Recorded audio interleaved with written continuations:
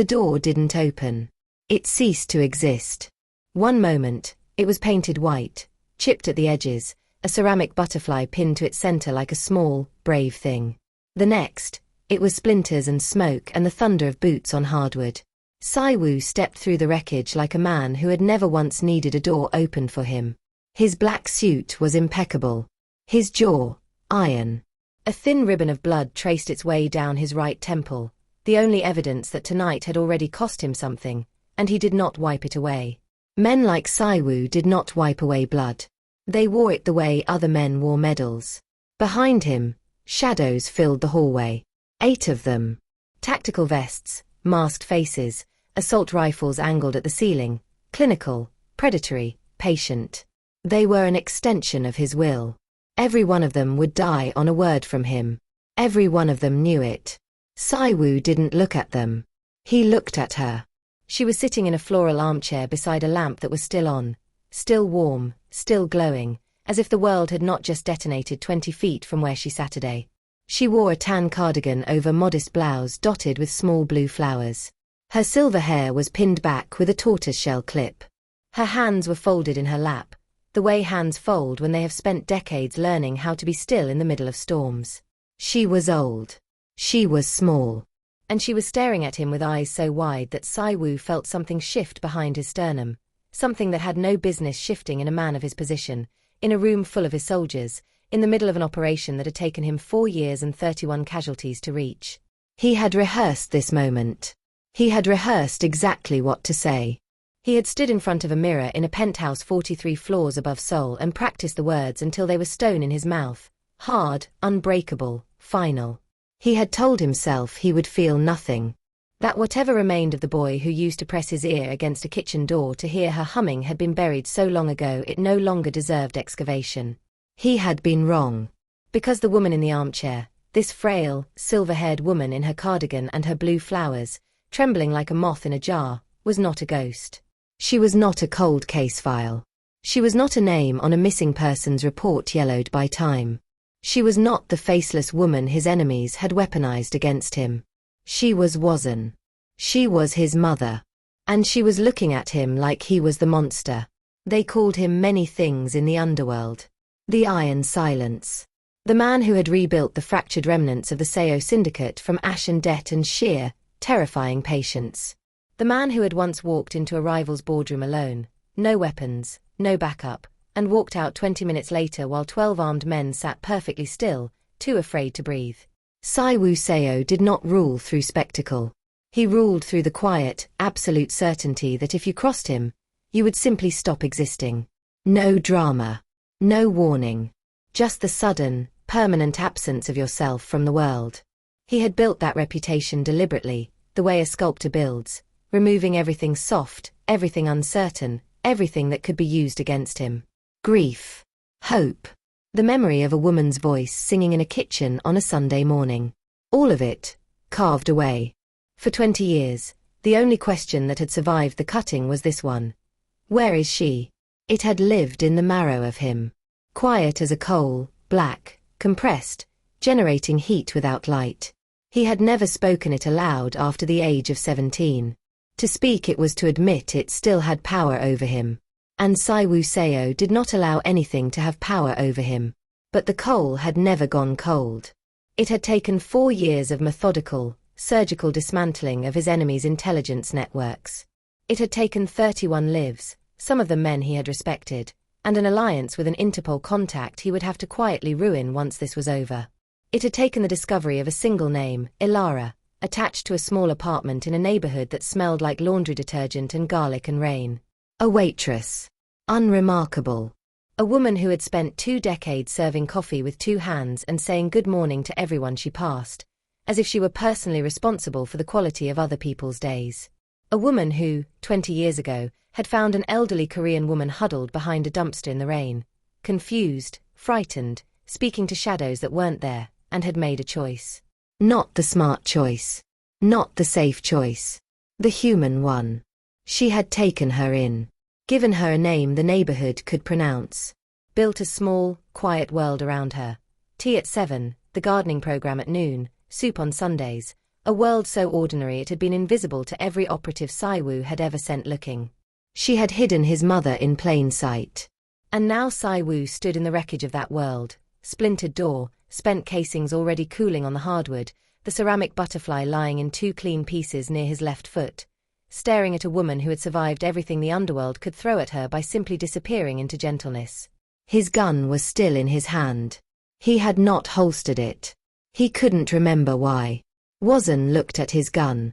She looked at his suit. She looked at the blood on his temple and the shadows filling her hallway, and she drew a breath so sharp it cut the silence like a blade. "The dark men," she whispered. "They came back."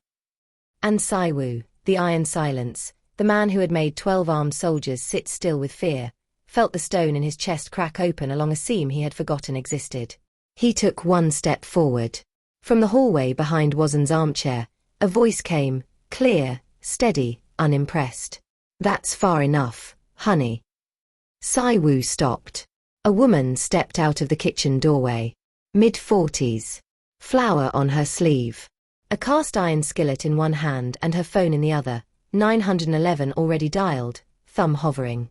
She placed herself between Si-woo and the armchair with the particular calm of someone who had been quietly, privately furious for 20 years and had simply been waiting for this moment to spend it. "Put the gun down," Ilara said. "And sit at my table. I've got soup on the stove, and we are going to talk like people." 8 armed men. A mafia kingpin with a loaded weapon and 20 years of grief turned to granite. She did not flinch.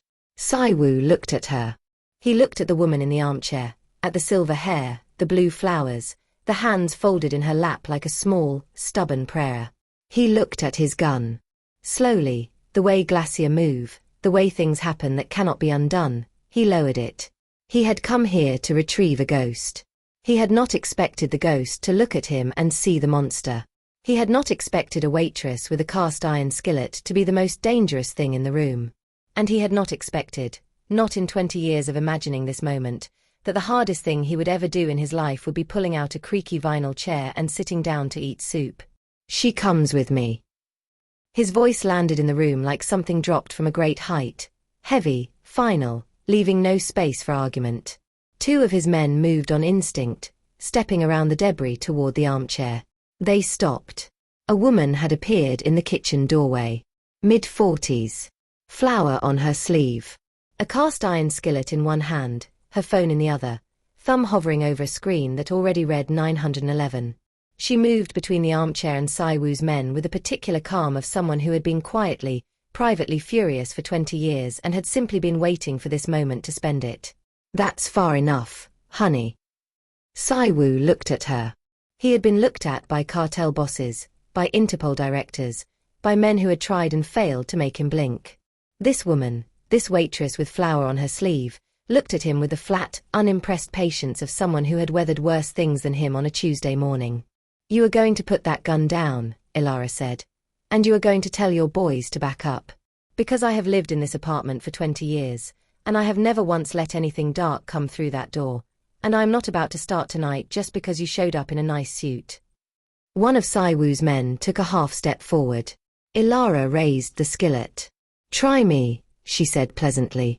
Si-woo held up one hand. His men went still. He studied Ilara the way he studied everything. Completely, efficiently, without warmth. She was not bluffing. He had been in enough rooms with enough people to recognize the particular stillness of someone who had already decided what they were willing to lose. "She is my mother," he said. "I know who she is," Ilara said. "The question is, does she know who you are?" The silence that followed that question was the loudest thing in the room. Si-woo turned back to the armchair. Woo-sun had not moved. She sat with her hands still folded, but her knuckles had gone white, and her eyes, dark and deep and ancient with a fear that had nothing to do with tonight, were fixed on him with an expression he had not been prepared for. She was terrified. Not startled. Not confused. Terrified, the way a person is terrified of something they have been running from for so long that the sight of it stops their heart cold. "Amma," he said quietly. She flinched as if he'd struck her. The word landed wrong. He watched it happen, watched her draw back into the chair, watched her eyes travel the length of him. The black suit, the gun still loose in his hand, the shadows filling her doorway with their rifles and their masks and their terrible, military stillness. "The dark men," she whispered. "They came back." Si-woo's chest did something he had no word for. He had spent 20 years imagining this reunion. In every version of it, she had known him. In every version, she had reached for him, the way she used to reach for him when he was small and had woken from nightmares, her hand finding the top of his head in the dark, steady and warm and certain. She was looking at him like he was the nightmare. "Amma, it's me. It's Si-woo."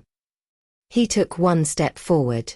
Wazn pressed herself back into the cushions and made a sound, low, frightened, the sound of someone who has no more room to retreat, and Ilara was there instantly, between them, one hand on Wazn's shoulder and her eyes on Si-woo like a door he was not going to walk through.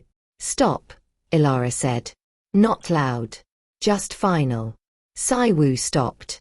He stood there, the most feared man in 3 criminal networks, a man who had never once in 20 years been told to stop and obeyed, and he stopped. Because the woman in the armchair was shaking, and the sound she had made was the kind of sound that unhooks something in you whether you want it to or not. He looked at his gun. He set it on the debris-scattered floor. He straightened up slowly and put both hands where Wazn could see them. "I'm not here to hurt you," he said. It came out rough. Almost broken. Like words that had been stored too long in a cold place.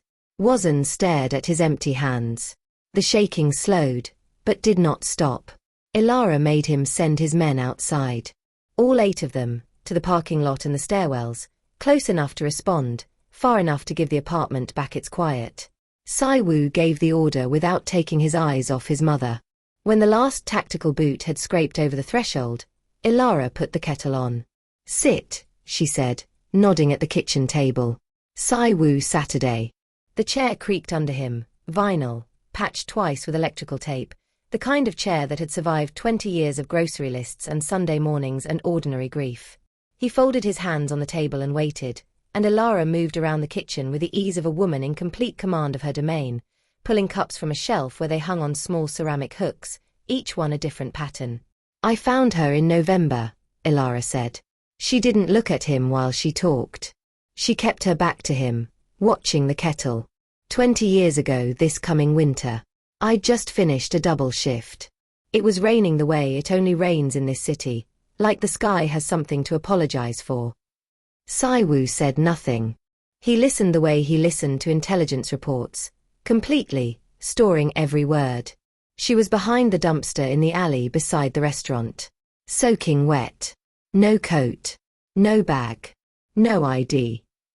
Ilara set a cup in front of him. Green tea, he noticed. Not coffee, not the bourbon he would have chosen, green tea, as if she already knew what this conversation needed. She was talking to someone who wasn't there. Scared of something I couldn't see. And she was so. Ilara paused. Sat down across from him. She was so small. And so alone. And I thought, what kind of person walks past that? What kind of person doesn't? Si-woo said quietly. Ilara looked at him for a moment. Something shifted in her expression, not warmth exactly, but the recognition that he was, perhaps, a person underneath all the architecture. I took her home. I called around, hospitals, shelters, Korean community centers. Nobody claimed her. Nobody came. She wrapped both hands around her cup. After a while, I stopped calling. She'd started sleeping through the night. She'd started tending the windowsill garden. She knew where we kept the good scissors. A small, private smile crossed her face. You don't disrupt a thing that's finally at peace. She has dementia, Si-woo said. It wasn't a question. He'd suspected it since the moment she'd looked at him and seen a dark man rather than her son. Some days are better than others, Ilara said carefully. On the good days, she remembers Korea. She remembers a house with a red gate and a boy who was always drawing on the walls with charcoal. She watched Si-woo's face. She talks about him like he's still small. Like she's still protecting something. Si-woo looked down at the cup between his hands. He did not trust himself to speak. Ilara fed him. He did not ask for food. She simply stood up, moved to the stove, and set a bowl in front of him 20 minutes later. Soft tofu soup, rice on the side, a dish of kimchi that smelled like someone's grandmother and someone's childhood and 20 years of quiet, stubborn love all compressed into a ceramic bowl. Si-woo looked at it for a long moment. His chef in Seoul charged $400 a plate. His table in the penthouse seated 22. He had eaten with politicians and warlords and men who owned small countries, and none of it had ever looked like this. A chipped bowl, a wooden spoon, a napkin that had been folded in quarters and smoothed flat. He picked up the spoon. The first mouthful hit him somewhere below the sternum, and he had to set the spoon down for a second and breathe through his nose because the taste of it, simple, warm, exactly right, was the taste of a kitchen he had not stood in since he was 7 years old, and his mother had pressed a bowl into his hands and said, "Eat, eat, you're always so thin." His $3,000 suit meant nothing in this kitchen. His title meant nothing. The 8 men in the parking lot and the network they represented and the territories they controlled, none of it existed in this room with its patched vinyl chairs and its ceramic cup hooks and its soup that tasted like something he had thought was gone forever. He ate. Ilara watched him without comment, which was its own kind of grace. From the living room came the soft sound of a television, a gardening program, the volume low, and Si-woo could see Wazn in the armchair from where he sat, her head tilted toward the screen, her hands relaxed now in her lap. She had forgotten he was there, perhaps. Or she had decided he was no longer an immediate threat. Either way, she looked peaceful, and the sight of it did something complicated and irreversible to the granite inside his chest. "She hums when she watches that program," Ilara said quietly. "Every day, noon to 1. She hums the same song. I've never been able to figure out what it is." Si-woo knew what it was. He had heard it every morning of the first 7 years of his life, sung over a stove in a red-gated house in a neighborhood that no longer existed. "It's a lullaby," he said. "She made it up. It doesn't have a name." Ilara looked at him. For the first time since he'd stepped through her door, there was no cast-iron skillet between them. It was Wazn who broke the stillness. She came to the kitchen doorway sometime after 9, moving slowly, one hand trailing the wall, and looked at Si-woo with an expression that was less afraid now, more studying. Like a woman trying to place a face she almost recognizes in a photograph taken long ago. She was holding a sketchbook. It was old, its cover soft and dark with handling, its spine repaired with masking tape in 3 places. She set it on the table in front of Si-woo and opened it without ceremony, turning pages with the slow deliberateness of someone presenting something important. Si-woo looked down. Charcoal. Every page, charcoal, smudged, expressive, alive with a precision that the trembling of her current hands made no longer possible. Sketches of a boy. The same boy, across dozens of pages, across, he realized slowly, what looked like years of drawing. The boy asleep. The boy at a table, writing. The boy running, arms wide, through a yard with a red gate.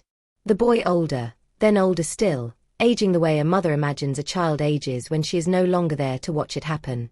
The last sketch was of a young man in a plain dark jacket, standing with his back half turned, looking over his shoulder at something outside the frame. Si-woo stared at it for a long time. "She draws him every week," Ilara said softly, from the other side of the table. "She's been drawing him for as long as I've known her. She says she has to keep his face right. She says she can't let herself forget." Wazn was watching Si-woo's face. He became aware of this slowly, became aware that she was watching him with an intensity that was different from the terror of before, something quieter and more searching moving behind her eyes. She reached out and touched the sketch with one finger. Then she looked at Si-woo's face again. "She kept you innocent," Ilara said. "In her mind, in those drawings, she kept you a boy, safe, untouched by whatever she was running from." She paused. "I don't think she left you, Si-woo. I think she ran for you." The thing behind Si-woo's sternum cracked open along a seam he had stopped believing existed. He pressed his thumb and forefinger to the bridge of his nose and said nothing for a long time, and the kitchen held that silence with the patience of a room that had held many silences over many years. When he lowered his hand, his eyes were dry, because he was Si-woo Seo and he had not cried since he was 17 years old in a police station being told his mother was gone. But his hand, when he turned the next page of the sketchbook, was not entirely steady. The burner phone buzzed at 10:47 p.m. Si-woo had it out of his inside pocket before the second vibration. One look at the screen and the warmth of the kitchen drained out of him like water from a cracked vessel, leaving behind the other thing. The cold, efficient, deadly other thing that had kept him alive for 20 years. Park Dae-chul's message was 4 words. We have a leak. Si-woo was already moving to the window, angling himself to see the street below without being visible from outside, when the second message came through. Rival team. 6 vehicles. ETA 40 minutes. They know about the mother. They're calling her the Mafia Queen. They think taking her gives them leverage over you. These aren't foot soldiers, Si-woo. It's a cleanup crew. Ilara had gone still across the kitchen. She had not seen the messages, but she had seen his face change, and she was a woman who knew how to read weather. What is it? She said. Si-woo looked at her. He looked at the doorway beyond her, where he could see the edge of Wazun's armchair and the faint glow of the television, still murmuring its quiet gardening program to a woman who did not know that men were coming to use her as a weapon against her son. People know she's here, he said. People who want to use that information. Ilara absorbed this. Her face did not change dramatically, a slight compression of the jaw, a steadying breath. 20 years of quiet vigilance, and she had always known, Si-woo realized, that this night was a possibility. She had simply refused to let that possibility make her life smaller. How long? She said. 40 minutes. How many? Enough. Ilara stood up. Then tell me what you need. He called Park Dae-chul back within 60 seconds. Pull the cars around the back, Si-woo said. I want her in the second vehicle, full convoy, en route to the... He stopped. He was standing at the window, looking at the street below, the quiet, ordinary street with its parked sedans and its yellow streetlights and its corner store with a handwritten sign in the window. And he was thinking, with the cold tactical precision that had made him what he was, about what a concrete bunker looked like from the inside. He had been in enough of them. He had sent enough people to enough of them. He knew what they smelled like, steel and recycled air and the particular kind of fear that comes from being kept safe in a place that feels exactly like captivity. He thought about Wazun in her armchair, her gardening program, the ceramic cup hooks, the windowsill herbs she tended every morning, the sketchbook with its charcoal boy aging gently through decades of a mother's memory. He thought about the face she had made when she called him one of the dark men. If he put her in a convoy and drove her to a bunker, he would be proving her right. Change of plan, he said. Park Dae-chul's pause was the pause of a man who had served Si-woo for 11 years and had learned that arguing with him was both pointless and occasionally fatal. Sir. I need everyone inside and in position. We hold here. He let his eyes move across the apartment building's face, the windows, the fire escapes, the narrow alley on the east side, the open parking structure that was tactically a nightmare and also, he noted, currently empty. Seal the exits. I want 2 on the roof and 2 in the basement. The rest with me on this floor. Another pause. You want to hold a residential apartment against a cleanup crew. I want to hold this apartment, Si-woo said, against anyone who thinks they can take what's in it. He ended the call. Behind him, Ilara had moved Wazun away from the living room window. He could hear her in the back bedroom, her voice low and steady, the particular tone of a woman constructing a story that will keep someone calm. Something about a power outage, something about it being safer to rest in the back room for a while, something about tea in the morning. Si-woo checked the magazine in his sidearm, reseated it, moved to the window to count angles. 40 minutes. He had built empires on less time than that. They came at midnight. Not 40 minutes. Midnight. Which meant the intelligence had been slightly wrong or the rivals had wanted the psychological weight of the darkest hour. And either way, it didn't matter, because Si-woo had spent the intervening time turning Ilara's modest apartment into something that would have surprised anyone who underestimated it. The first sound was the stairwell door. Then the hallway. Then the world split open. The living room window went first, a tactical breach, fast and coordinated, 2 men through the frame before the glass had finished falling. Si-woo was already behind the overturned couch, and the first 2 shots he fired were not warnings. In the hallway, he could hear Park Dae-chul's team engaging, controlled bursts, the disciplined sound of professionals who had trained for exactly this.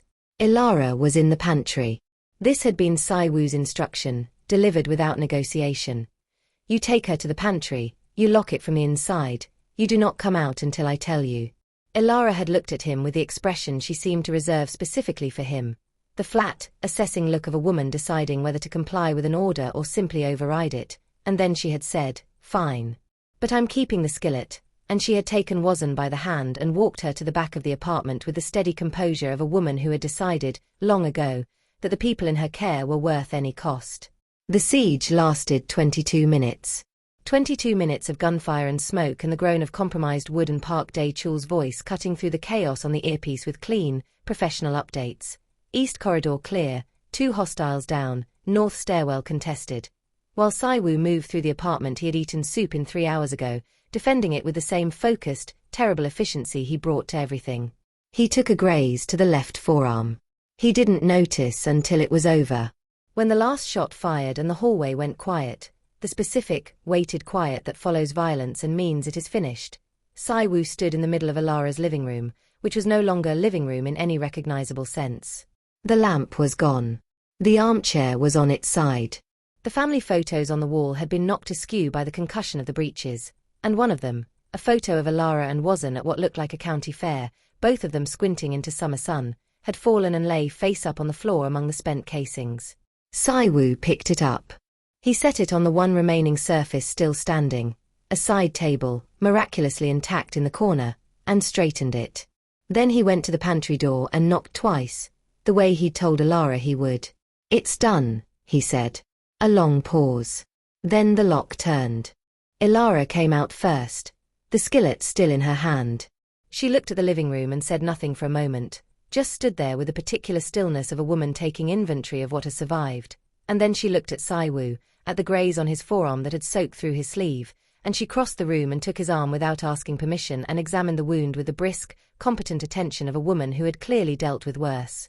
"Through and through," she said. "It needs cleaning." "Later," Si-woo said. "Now," Ilara said. He let her. Wazan came out of the pantry while Ilara was wrapping his arm with gauze from a first aid kit that had been, somehow, in the back of the pantry shelf. She came out slowly, one hand on the doorframe, blinking at the wreckage of her living room with an expression that Si-woo could not immediately read. Not terror, not confusion exactly, but something that moved through both and came out the other side into a stillness that was almost recognition. She walked across the room, past the overturned armchair, past the spent casings and the splintered wood and the places where the walls had been damaged by rounds that had missed. She walked slowly, and Si-woo watched her and did not move, not wanting to become a dark man again in her eyes, not wanting to undo whatever fragile thing had begun to form in the kitchen over a bowl of soup and a charcoal sketchbook. She stopped in front of him. She was so small. He had forgotten, in the abstract years of her absence, how small she was, how he had grown past her by the time he was 14, how she used to have to stand on the second porch step to reach the top of his head. She looked at his face for a long time. She looked at his arm, wrapped in white gauze, and the blood that had dried on his temple, and the suit that was no longer impeccable. Then she reached out. Her hand, thin, careful, the skin of it papery and soft, found his sleeve. She held the fabric between her fingers the way you hold something to verify that it is real. And then she looked up at him, and something moved in her eyes, something old and deep and slow, like a tide turning in a place that had been still for 20 years. She nodded. One small, grave, deliberate nod. "I see you. I know what you did. I know what it cost." Si-woo felt his throat close. He did not trust himself to speak. So he did the only thing he could. He covered her hand with his, gently, the way you hold something you were afraid was gone forever, and he stood there in the wreckage of the apartment that had hidden her from the world, and he let her see him. All of him. The blood and the suit and the gun and the boy she had been drawing in charcoal for 20 years. "Amma," he said. She did not flinch this time. He stayed. This was the thing that surprised everyone, including, perhaps, himself. Park Dae-chul arrived at first light to oversee cleanup and extraction and to present Si-woo with a full tactical debrief and a travel plan back to the city, and Si-woo listened to all of it. Standing on the small concrete balcony off the kitchen, in his ruined suit, watching the street below as the neighborhood began its mourning, and then he told Park to handle it. "Handle what, specifically?" Park Dae-chul said, in the careful tone of a man who suspected the answer was going to be significant. Everything, Si-woo said. You know how it runs. You've known for years. Run it. A silence. Sir. I'm staying here. Another silence, longer this time, waited with 11 years of loyalty and the particular recalibration of a man realizing that the center of gravity has permanently shifted. Understood, Park Dae-chul said finally. And then, quietly, with a formality that was also somehow a kind of farewell, it has been an honor, Si-woo. Si-woo ended the call. Ilara brought him coffee at 7, real coffee, black, in one of the mismatched cups from the ceramic hooks. She had been cleaning since before dawn, methodically restoring what could be restored, arranging what could not be into a dignified pile by the door. The armchair was back in its position by the lamp, which had been replaced with a floor lamp from the bedroom. The family photos were rehung. The photo from the county fair was back on the wall. She set the cup on the railing beside him and stood there for a moment, looking at the street. You don't have to stay, she said. She'll be all right. She's been all right. I know, Si-woo said. Then why? He thought about it, about the sketchbook and the charcoal boy and the lullaby with no name, about a bowl of soup in a chipped dish and a creaky vinyl chair, about 20 years of his mother drawing his face by lamplight to keep it from fading. Because she kept me innocent in those drawings for 20 years, he said, and I'd like to spend some time being the man she thought she was protecting. Ilara said nothing.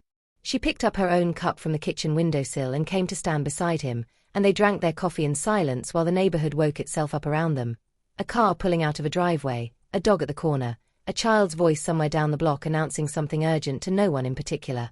At 7:30, Wazen appeared in the kitchen doorway in her cardigan and her blue flowers, blinking in the morning light. She looked at the balcony. She looked at Si-woo. She did not see a dark man. She moved to the kitchen and filled the kettle and turned on the gardening program. Early enough that it was just the opening credits, a slow pan across a sunlit garden, and she began, very softly, to hum. Si-woo closed his eyes. He had been listening for that sound for 20 years. He set his coffee down on the railing. He pulled the worn folding chair from against the wall, aluminum, its woven seat faded to a pale tan, and he sat in it, in the morning light, and he listened to his mother hum her nameless lullaby in a kitchen that smelled like tea and garlic and 20 years of ordinary grace. His empire would run without him. It had always been built to outlast its king. This, he thought, looking at the street, at the ordinary beautiful unremarkable American morning unfolding below him, this is what she ran toward. This is what she was protecting. He reached into his pocket, turned off his second phone, set it on the railing. And for the first time in 20 years, Si-woo Seo had nowhere else to be. And that, right there, is where we leave Si-woo. Sitting in a worn folding chair, morning light on his face. His mother humming in the next room. His phone turned off for the first time in 20 years. The king walked away from his throne, and found something worth more than an empire. If this story moved you, if you felt something in that kitchen scene, in that charcoal sketchbook, in that one small nod from a mother who finally saw her son, then you already know what to do. Hit that like button. It tells me that this story found the right person. And trust me, I see every single one. Subscribe if you are not part of this family yet, because this is just the beginning. Si-woo's story is far from finished. There are secrets still buried in that syndicate. There are people who do not yet know that the king has gone quiet. And quiet kings, as we have learned, are the most dangerous kind. Turn on your notifications, because the next chapter drops soon, and you do not want to be the last one to know what happens when the rivals find out Si-woo isn't coming back to the throne. Will he stay in the light? Or will the darkness come to find him first? Stay close. The story isn't over. It's just catching its breath.